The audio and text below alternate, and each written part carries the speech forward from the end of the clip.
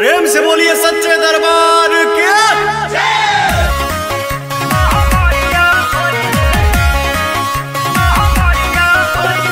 Music by Vikas Bihari.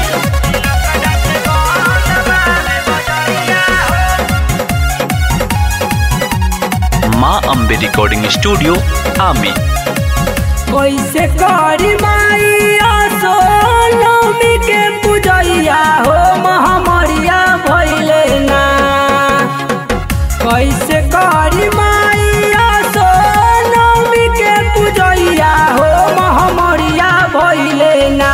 कि lockdown से बंद बाबे बजरिया हो महामरिया भइले ना। कि लॉकडाउन से बंद बाबे बजरिया हो महामरिया भइले ना।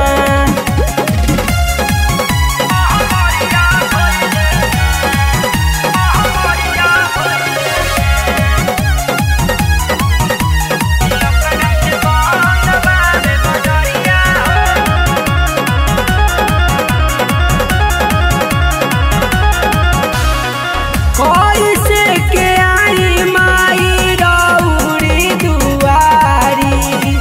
एही में सतवले बा कोरोना के बीमारी। कोरोना के बीमारी कैसे के आई माई रौरी दुआरी।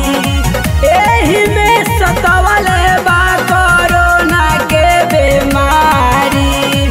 कहवा से लाइब हम काला सदियरिया हो महामरिया भइले ना। कि लॉकडाउन से बंद बाबे बजरिया हो महामरिया भइले ना। कि लॉकडाउन से बंद बाबे बजरिया हो महामरिया भइले ना। Music by Vikas Bihari.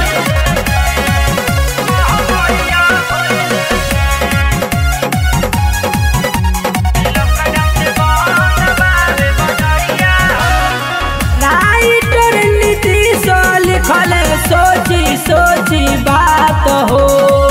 गैया के घिउआ कैसे जरी सारी रात हो। कैसे जरी सारी रात हो। राइटर नीतीश लिखले सोची सोची बात हो।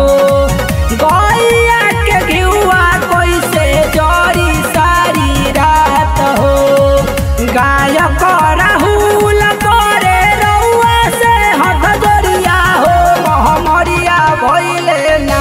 कि लॉकडाउन से बंद बाबे बजरिया हो महामरिया भइले ना।